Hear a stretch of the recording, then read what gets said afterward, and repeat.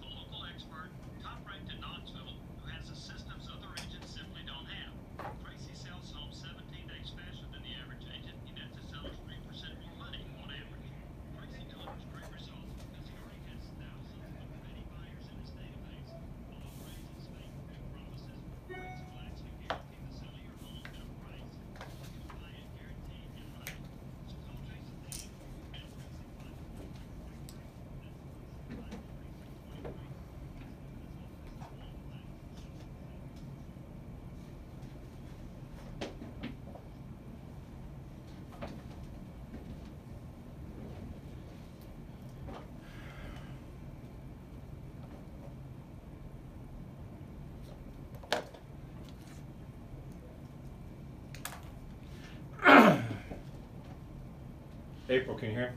Oh, yep. We're good. It's amazing.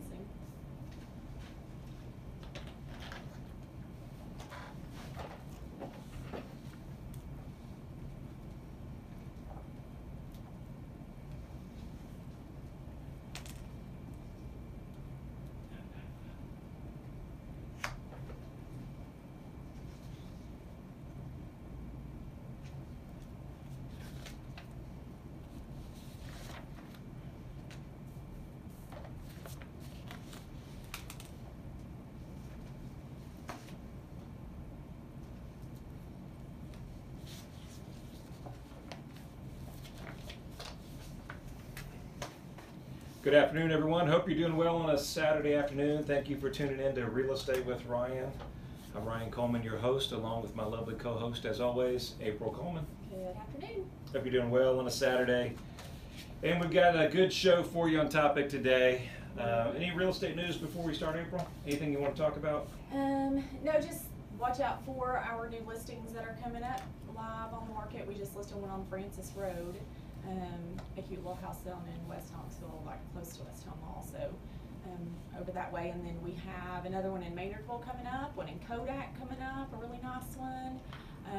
Another one in West Knoxville, so just stay tuned because we're going to be having these listings coming on the market soon. So if you're looking in those areas. And don't forget our luxury listing out there in Blount County on the water. Oh yeah, That's an absolute stunning horse farm. Yes.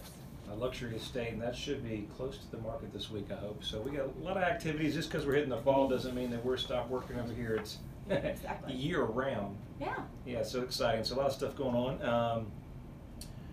Our topic today. Yes. How to avoid a delay in closing. Yes, it's big. Oh man, We don't like those. You know, those are never happy things. And we talk about what you need to do to avoid your deal going south at the last minute, and what you can do, whether you're a real estate agent, whether you're selling it yourself. We're going to talk about a lot of topics that will relate to you to make sure that your deal doesn't go bust at the last moment. Yes. So April, let's talk about it. Why do you think most deals go sideways at the last moment? Is it financing? Is it, what do you think what do we see on a routine basis that maybe the deal doesn't go through? Is the agent involved? Is it the lender?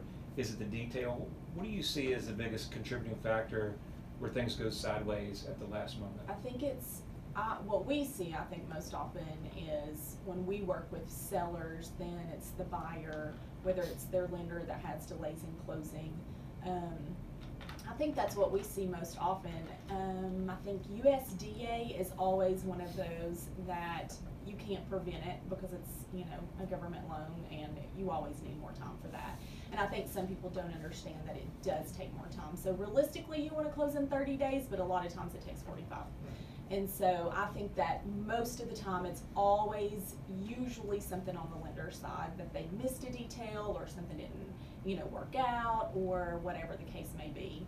I think that's the biggest issue. So going into that, you need to stay on top of the lenders, unfortunately. And that's hard. I mean, that's hard in a market where it's very, very busy. The lenders are at an all-time high. You know, they're doing loans left and right, lots of numbers in the marketplace. And what do you do when you have that, just a normal delay that's really, there's nothing wrong with the process. The buyer wants the property, it's gonna close, but there's some delay, but there's that domino effect. Yes. I'm moving to Texas, or I'm purchasing on my next home that's waiting for me, and then that family is moving somewhere else. How do we solve that? The domino effect is the worst, I think. We could just make it real easy and not have a domino Hey, effect. that's where we earn our keep. Yes. You got that And I right. think most people don't understand the process, and we just went into a scenario one that an owner was selling for sale by owner. Not anything's wrong with that, more power to you, but the whole deal blew up. Mm. Not that it was his home, but it was a combination effect. Oh, really? It was a domino. Mm. And so, kind of where we need to be put together is understanding it can get very, very stressful during that time. People are taking off of work, Yes. I think that's the big one. new schools, new relocation, moving across the states. Right. That's why they rank, buying or selling real estate as one of the most stressful It is the things most you stressful. can do, isn't it? It is the most stressful, but hopefully we can give you some tips today that will help you with the process and maybe understand a little bit more. So either whether you're buying or whether you're selling, then there are some things that go along with the process. We all, hope for a very smooth closing. Everybody does their side on each, does their part on each side, and it just is smooth and goes right to the closing table and everybody's happy, but it doesn't always end up that way, unfortunately. So I think the first tip would be to just know that you need adequate time to prepare for the closing. You say 30 days, then start on day one as soon as you have that contract binding to start with all of your, all of your contract dates and times that you need to stay in. So, for people that don't do real estate every day and that's out there in the market, what is a normal closing time frame? And what should we expect? We put our home in the market's, even in the fall, we sell pretty quickly. How much time do I need to get out of the property? How much should I expect from start to finish? Yes, so that's normally 30 days is typically what the lender needs. Isn't that pretty quick? I mean, that's about as quick as it can get unless it's a cash deal, right? Right, unless it's cash. But as we've talked about before, we work with Chris over at Gateway, and he said that if he is working with a buyer and he can go ahead and get that loan approved and pretty much get it into underwriting before you even find a house. So that way, when you just get all of your documents in, ready to go, you're approved, and then once you find that house, you can do a lot quicker closing. And that's so much, important now that we're working with a buyer. April was just showing a home to a client that's already pre-approved yesterday on Sunday, and having all your ducks in a row, being prepared with Chris, making sure that there's nothing lingering other than appraisal and then title work, and maybe even allow you to beat out other offers as well. Exactly. And so that, depending on the seller's need, how soon they need to close, what's important to them, those are all important factors. We say the devil's in the details, knowing up front exactly, what the buyer's trying to accomplish, and having that kind of stress of the loan, and can I get your tax returns, can we get the pay stub, can we get new verification employment, Right. on top of we got inspections on your home, and and that's what makes it so challenging, so many moving parts, and that's what we like to work with our clients to get them pre-approved ahead of time. Yes. It's just one less thing they have to worry about. They can shop pre-approved, stress-free, to know that their loan is good. And I think he does it for 60, 90 days. They'll guarantee that approval, which is, it makes it nice. Exactly. That's right. Okay, so a tip number 2, if you decide to order a survey or anything like that, just go ahead and do it on the front end. If you know you're going to do it, get it done so that you can submit all of your documentation. And then if you are a buyer, just make sure, like we were talking about, stay in touch with your lender and make sure that you have all the documents that are required and everything that you need to turn in. And unfortunately, sometimes we do have some lenders that they say that they're approved and they say we're good to go, but in fact they should have never been approved for a loan to begin with. Which is kind of sad. We've all had those nightmares, those stories Some where nightmares, they've come through and the lender, you call them and they haven't even picked the file up, or that loan officer is gone, he's no longer with the company. So make sure you do your due diligence when you pick out your lender. And I think that's more important, is really just babysitting and kind of following through, making sure we have those items in line, which is important. Right. We'll talk about a survey, as you were mentioning, how that's important. We had an issue, we just closed on one, and the owner had a shed that was encroaching, or not encroaching, but there was concern for the buyers, and became a big to-do at the last minute. And it was a waterfront property, and there was a shed that has been there for a while. Well, they closed, and we asked our client regarding that, and there was not an issue. That, the lawyer, when they closed, And they bought it. took care of it, right? And made sure it was on their property. Right. It was on their property, but a survey wasn't done. And the buyer was literally to the last minute requesting that survey. Things started going a little bit sideways. So those are things, if you have a survey done, if there's any encroachments, if there's any easements, if there's anything that's been done to that property during that time frame, how important it is to make sure you have that done. Even if you just have the corners marked or pinned. Exactly. Surveyor guy, how long was he out? 2 or 3 weeks out to even get out there? Yeah. And we were closing at the end of the month, right? Yeah, it was last So minute. we were able to get it all completed, but they were concerned, which was valid. A lot of the title policies and things out there now will have an exception to the survey, meaning the title insurance will not guarantee that, if it has if that encroachment is on the property, they'll exclude it. Oh, wow. And so that's why the survey was so powerful there. So very important, if you've got one, give it to your agent up front. Know that you have it, and if there's any kind of issues when in doubt, make sure that they cover that ahead of time before the contract comes in place. Yes, you definitely want to make sure that you have those covered, because it can come up, and we finally got that one closed, and it closed on time, thank goodness. But whew, you just never know. We're stressing at the last minute. We are stressing at the last minute. We're coming up on a little bit of break here. Thank you for staying with us. We're talking about how to make it go to closing, avoid delays in the closing, and get your home sold. We'll talk about that more with Real Estate with Ryan. You guys stay tuned.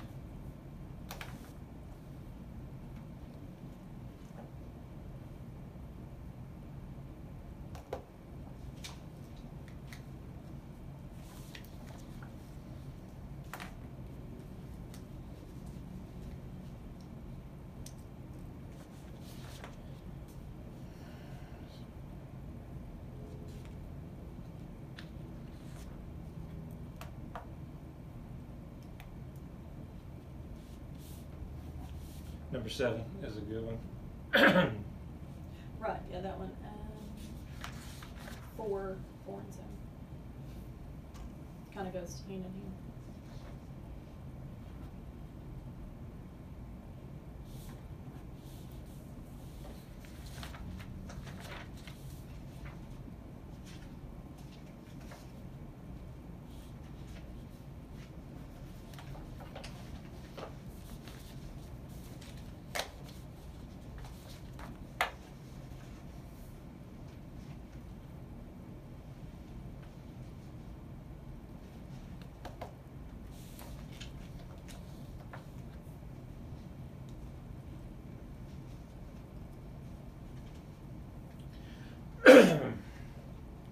Always ready. All right.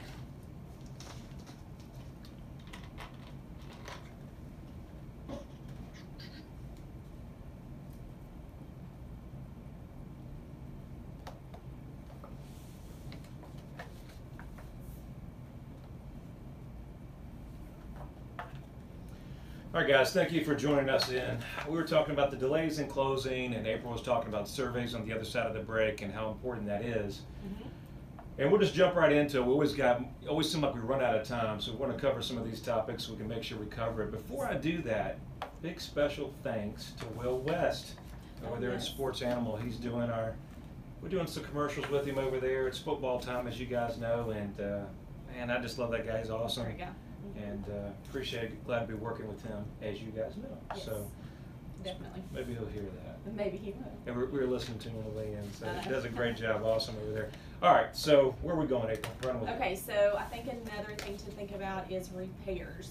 So buyers, be diligent about getting your repair requests, your inspections up front as soon as you can. I know sometimes there's a delay, and get that in so that the seller can have plenty of time to decide whether they, what they can do, what they can't do, if they're going to give a credit, if they're going to do repairs. So If you are going to do some repairs on the home for the buyer, make sure that you do not wait until the last week or so before closing.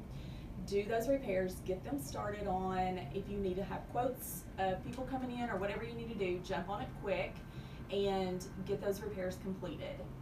And then once you have those repairs completed, let your agent know so that they can let the other agent know, so that the buyers can just go ahead and look at the repairs and say, yes, it's done right. Sometimes they want to bring the inspector back in and look at those repairs to see if they were done for the inspectors. Now this is a big deal we run across all the time, this is a big and one. it's really where we sell the property twice. Most people don't know we have to sell it 2, 3, 4 times before it goes to closing. But on the second time when they come to the inspection, remember obviously if there's another agent involved, selling yourself, buyer, however that buyer is there, they're going to come in with this laundry list, and they're going to list everything that they can think of in the house. I mean, that's the inspector's job. Some of it's our job to decipher what is realistic, what is cosmetic updates, and what are true defects. And hopefully what we can do is hammer out a negotiation that's a win-win for both parties and have a list. Where we come into play and really service our clients, I think is a great advantage, is we've got custom vendors that we've used time in and time out, that when we have a punch list, a lot of the stress of completing those items, we can send them over and take care of those items. We can knock that out, one-stop shop. You don't have to worry about that. That's not somebody that we have interest in. That's just somebody that we pass along, does a good job, that makes sure that we hit our dates, take care of our clients, and so that go to closing. Because if you've ever tried to call anybody in the construction field right about now, they're very busy. Yes. And it's challenging to get them there in a time frame when you're going to close in 2 or 3 weeks. Sellers, so important that if you're doing some of the work yourself, that you're very handy and skilled in that area. Make sure that we have a inspection report with pictures. That's very important to know exactly what we're going to do and what we're not doing. When there's a gray area, we always reference calling the inspector, because sometimes it comes third party, and going right to the source makes it a real big issue to say, okay, what are you wanting here? What are you wanting to correct? And then translating. So much of our deal is communication. Yes. And not being involved in that, not making sure everybody understands what they're looking for, the seller ends up doing one thing and it's something else. We get to close and it's not done correctly. Yes, because you do not want, as a buyer, to wait until 11 o'clock on Friday, the day of closing. If you're closing at 2 o'clock p.m. and you do your final walkthrough to look at the repairs, and they're not done correctly, and then what? And this is the biggest, my colleagues that I would work with on a consistent basis, sometimes this is the biggest thing we have aggravation with. Let's say there's a laundry list of some items that need to be done. They want to do the walkthrough at 12 o'clock and we're closing at 2. Exactly, that's what I'm saying. And you wonder why that there's an issue. And you're like, oh, the windows weren't caulked correctly. Then you have to grab somebody to run over there and caulk the windows. And so I'm telling you, it's so important to get there 2 days ahead of time. Because if something's not right, the buyer doesn't like it, we've got some maneuver room to change it. Exactly. And then we're not up to the last minute, everybody's stressed out, they're closing at theirs on 1, and then the new house is at 3, and it's just chaotic. The closing table is not the place to negotiate. Don't negotiate at the table. At the closing table. Yeah, no, it never turns out well for the seller or the buyer. It may turn out something for the buyer at that point, but never well for the seller. Right. Okay, so we won't go long on that, but very important. Repairs are another important issue regarding the inspection that most people overlook. Sometimes if you had a property in the market for a long period of time, if we get a laundry list, really consider what that list is going to cost. Exactly. Either doing a credit in lieu of doing the items. Right. And so sometimes it's all about making sure we get it to closing, and it really is the inspection item of $2,000 worth losing the sale.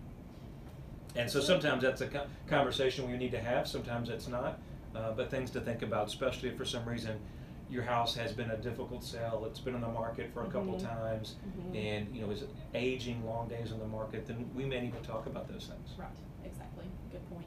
Another one I think is the appraisal.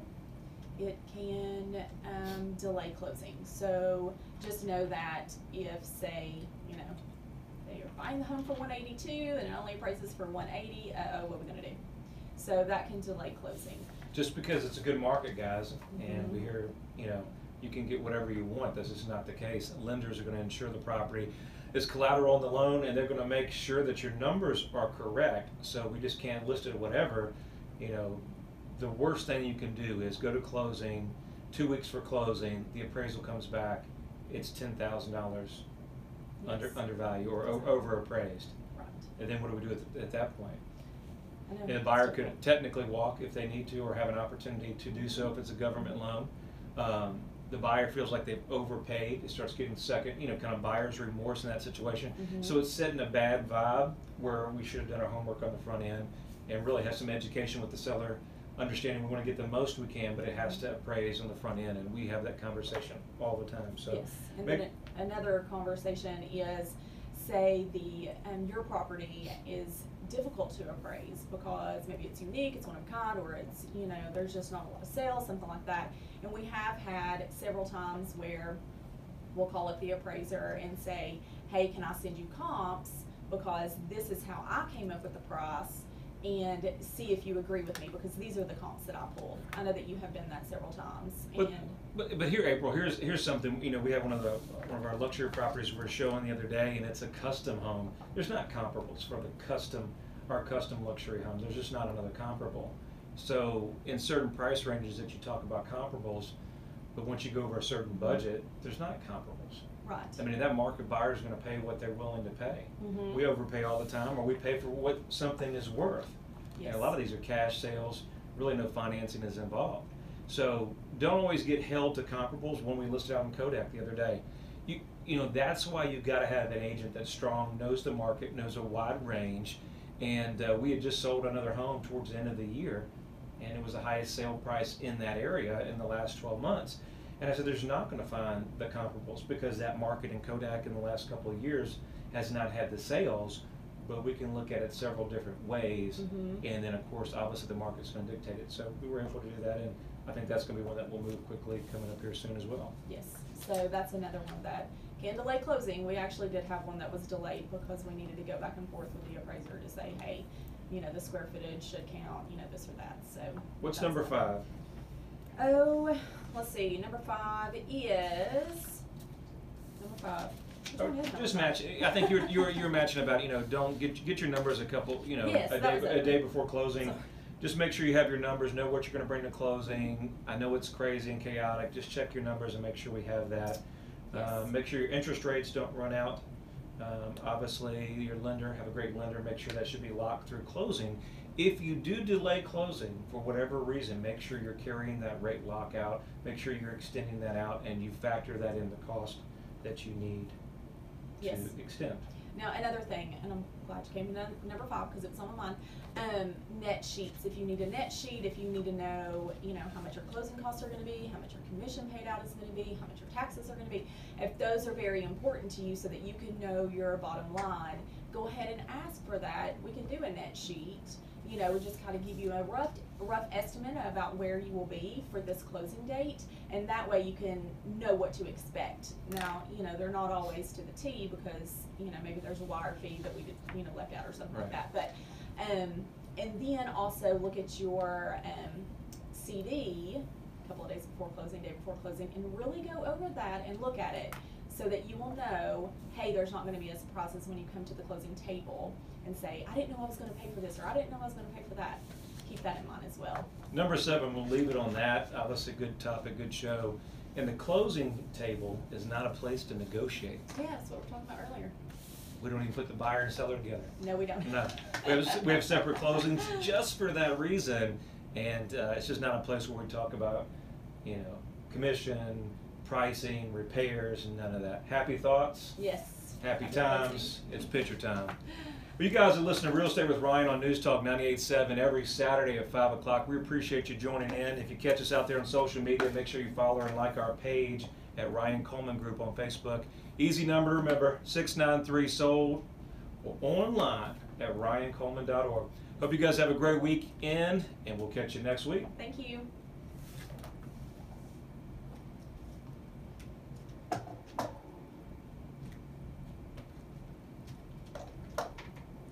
Hey guys, thank you for joining us. It was a good show. We got that Saturday show at 5 o'clock. I don't know what time the Vols are playing, but I know it's going to be a good game. Probably a blowout, but it's always good to see the Vols win.